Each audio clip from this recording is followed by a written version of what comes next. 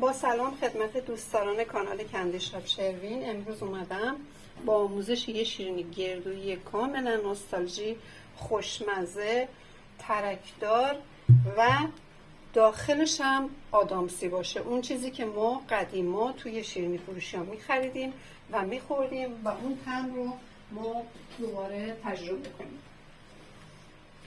ببینید دوستان، این شیرینی گردویی کاملا داخلش نرم هستش، کاملا آدامسی هستش و خوشمزه هست. بریم برای درست کردن این شیرینی گردویی با هم دیگه. با سلام مجدد بریم برای درست کردن شیرینی گردویی ترکدار که خیلی هم طرفدار داره. مواد لازم رو خدمتتون توضیح میدم. گردوی آسیاب شده. گردوهاتون سعی کنید زیاد آسیاب نشه، خیلی خورد نشه. به این صورت هم که باشه هم شیرینیتون خوشمزه تره، هم زیر دندون حس میشه و خیلی بهتر هستش. 1 لیوان گردوی آسیاب شده. من لیوانم از همین لیوان‌های فرانسوی دسته‌دار هستش که تمام موادم رو با همین لیوان پیمانه کردم. حدوداً 100 گرم. آرد برنج 1 قاشق سرپر، قاشق سوپخوری، قاشقی که باهاش غذا می‌خوریم. پودر کاکائو 1 دوم قاشق سوپخوری. شکر 100 گرم یا 1 لیوان. میتونید به جای شکر از پودر قند هم استفاده کنید، ممنوعیتی نداره. سفیده تخم مرغ 3 عدد.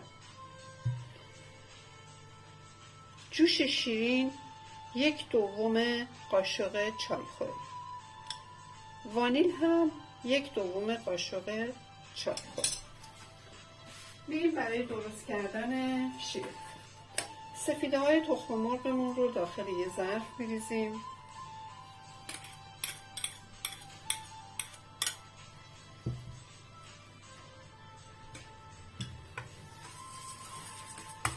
با همزن دستی، اصلا نیازی به همزن برقی نداره این شیرینی. اگر چرخ گوش داشته باشید پایان کار میتونید کل موادتون رو 1-2 بار چرخ کنید، به خاطر اینکه اگر که دوست دارید شیرینیتون خیلی صاف باشه، وگرنه که اون هم نیاز.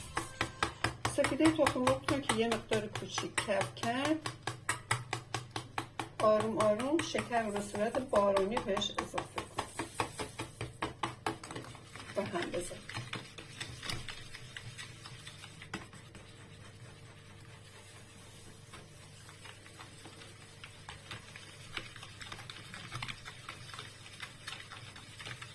تا دانه های شکر داخل سفیده تخم مرغ حل بشه. البته ما این رو باید ببریم روی گاز و داغ بزنیم و اون مرحله داغ زدن یا اینکه بنماری کنیم روی حرارت کتری، اما داغ زدن بهتر هستش و شیرینی با کیفیتی به ما میده. روی حرارت کم گاز قرارش میدیم و آروم آروم با دیسک هم میزنیم تا دانه های شکر حل بشه و بقیه مواد رو کم کم به اون اضافه میکنیم. خب 1 لیوان شکر رو من با سفیده تخم مرغ مخلوط کردم.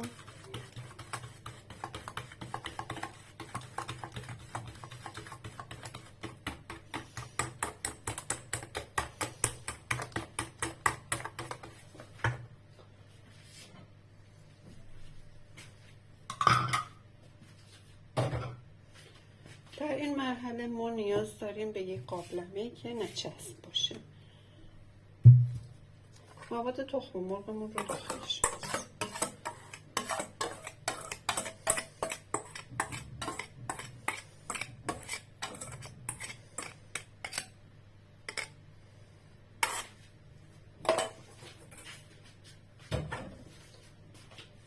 نصف مغز گردومون رو هم بهش اضافه می‌کنیم.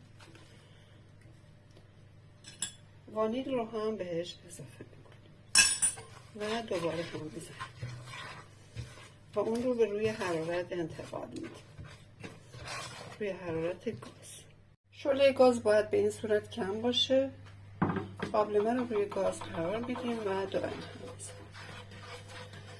این مرحله از درست کردن شیرینی رو بهش میگن مرحله داغ زدن. دائم باید هم بزنیم که ته نگیره.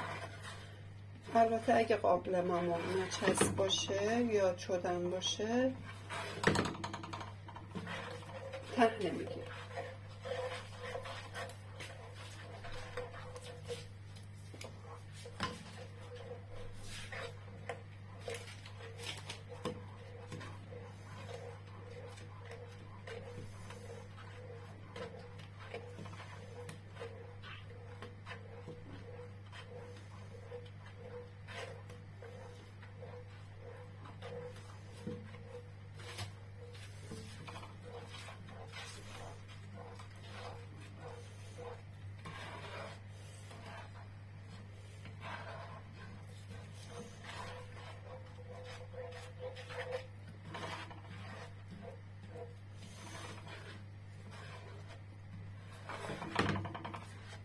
سفیده‌های تخم مرغ که برای تهیه شیرینی گردویی استفاده میشه، ضربه هاش رو هم شما میتونید برای نهار باهاش تحچین درست کنید و دورم هست، یا اینکه شیرینی کشمشی باهاش درست کنید. خیلی کارا میشه انجام داد، دوریز نیست. این دونه های سیاهی که داخلش میبینید مال گردو هستش، چیز نگران کننده ای نیستش. شما اگه دوست نداشتید میتونید اونو درش بیارید.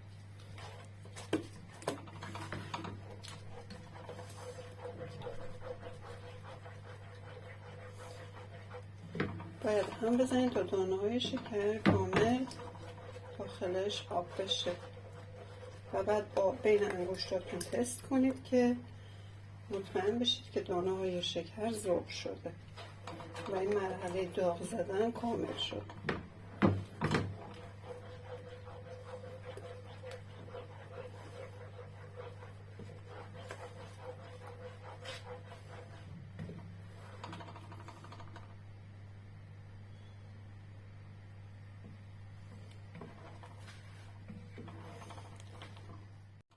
خب من دستکشم رو در میارم و با انگشتم حس لامسه تست میکنم ببینم دانه های شکر کامل آب شده یا نه. این مقدار دیگه مونده. وقتی که از دور قابلمه شروع کرد به جوش های ریز زدن، اون موقع شما باید تست کنید و یه مقدار هم سفید کف میکنه چون در حال نیمه پز شدن هستش. باید تون اون رو هم بزنید که دانه های شکر قبل از سرخ شدن تخم مرغ حل بشه. الان دیگه کامل دانه های شکر حل شد.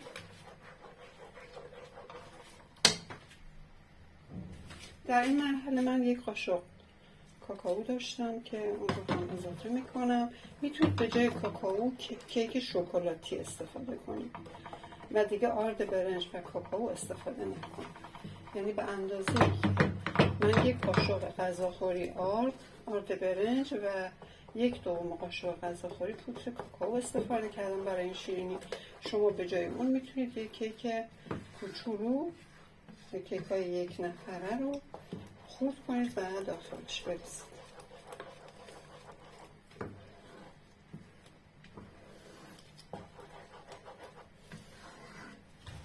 نصف از مغز گردو رو من نگه داشتم، اون رو هم اضافه میکنم و دوباره هم بزنم.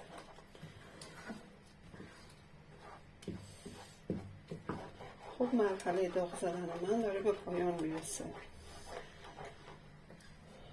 الان مواد ما رقیق هستش ولی وقتی سرد بشه و آرد برنج هم بهش اضافه بشه سفت میشه و جای نگرانی نیست. دائم باید کف قابلمه رو با این لیسک تمیز کنید که ته نگیره تخم مرغ. میتونید به جای وانیل از هل هم استفاده کنید یا از هر دوتاش. این شیرینی خیلی شیرینی خوبی هست، سالمه چون روغن نداره، شکرش کم هستش و مواد مغزی داخلش زیاد هست و کاملا مقوی هستش. خب مرحله داغ زدن من تمام شد الان دیگه باید. خب دوستان، من قابلمه رو از روی گاز برداشتم و روی میز کار آوردم. اینجا من 1/2 قاشق چایخوری جوش شیرین داشتم که بهش اضافه میکنم و دوباره هم میزنم.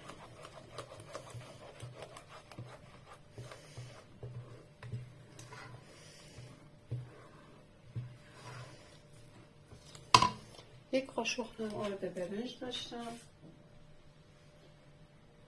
که اون رو هم پلک میکنم و داخلش میریزم و دوباره هم میزنم. گفتم که به جای آرد برنج و کاکائو شما میتونید از کیک شکلاتی استفاده کنید.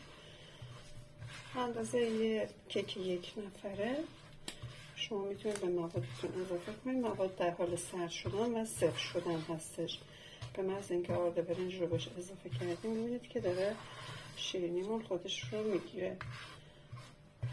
اجازه میدیم تا موادمون کامل سرد بشه و بعد اون رو داخل قیف میریزیم و توی سینی فر که از قبل کاغذ روغنی انداختیم و آمادش کردیم رو شیرینی رو اونجا پایپ میکنیم. توی فاصله باید حتما شما وقتی که شروع میکنید به تهیه مواد شیرینیتون فرتون رو روشن کرده باشید تا به دمای مورد نظر برسه. اجازه میدیم تا مواد شیرینیمون یکم سرد بشه. خب خمیر شیرینی من آماده شده، اون سرد هم شده. اون رو داخل قیف میریزم که اونو پاک کنم. البته با قاشق هم شما میتونید داخل سینی پایپ کنید، ولی اینجوری با قیف اندازه ها بهتر دستتون میاد. میبینید که دونه های گردو داخل شیرینی کاملا پیداست، خاطر اینکه من زیاد خوردش نکردم گردو.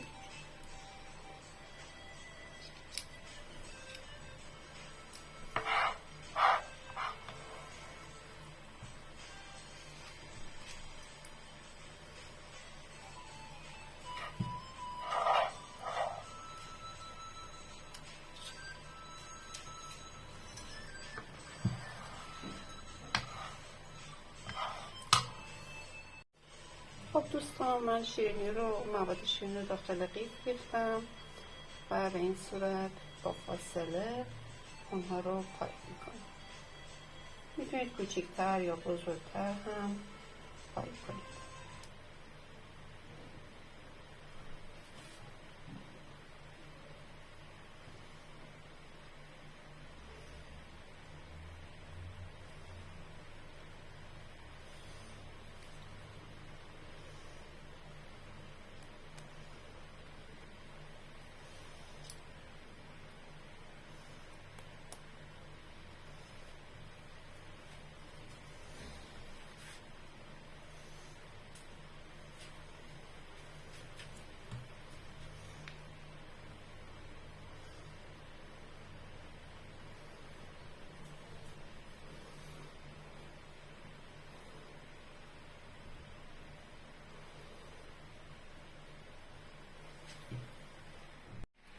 ببینید دوستان، شیرینی ها در حال پف کردن هستن و ترک خوردن. ما باید حدوداً 3 دقیقه دیگه شیرینی ها رو در بیاریم. الان 7 دقیقه از زمان پف گذشته و پف کرده. من نمیتونم در توستر رو باز کنم، پفش میخوابه، به خاطر همین باز نمی کنم تا شیرینی کاملا پخته بشه. ما درجه 180 درجه سانتی. خب دوستان عزیزم، شیرینی من آماده شدن. ببینید که کاملا پخته شدن. این رو توی ظرف سرو میچینم. من چسبیدم ولی اشکالی نداره. این چه شیرینی نرم و خوب شده، اصلا نیازی به روشن کردن یه ریل بالا نیستش. چسبیدارش هم هیچ مشکلی نداره، شما میتونید به راحتی از هم جدا کنید.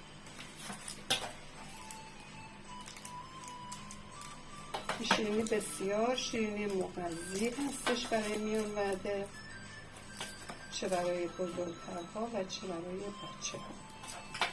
شیرینی بسیار خوشمزه و مغذی هستش. ببینید داخل این شیرینی چقدر لطیف و آدامسی و خوب هستش. ببینید کاملا شیرینی نرم و خوبی هستش.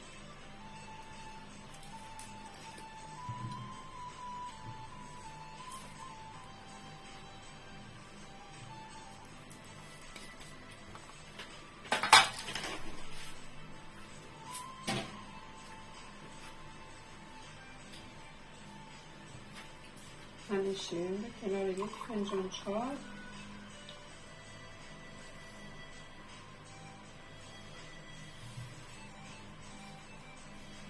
خب سرش کنم.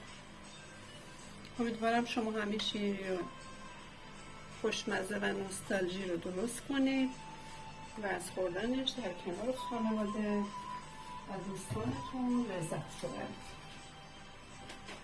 حتما شما همین شیرینی رو درست کنید.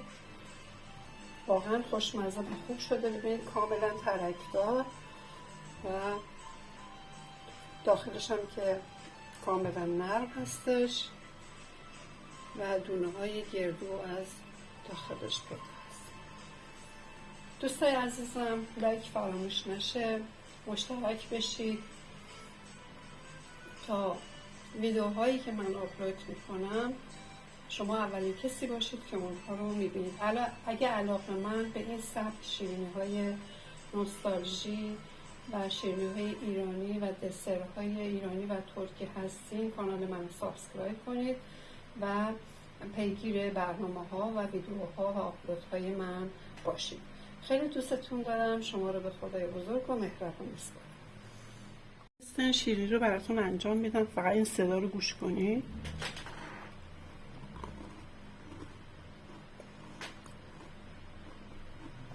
یعنی کاملا روش برشته شده، زیرش برشته شده، اما داخلش نرم و آدامسی هستش. اون شیرینی نوستالژی واقعی ایرانی. ببینید داخلش کاملا نرم، روش و زیرش برشته شده با اون ترک ها و زمانی که میخوری صدای اون تردی روی شیرینی و زیر شیرینی به گوش میاد.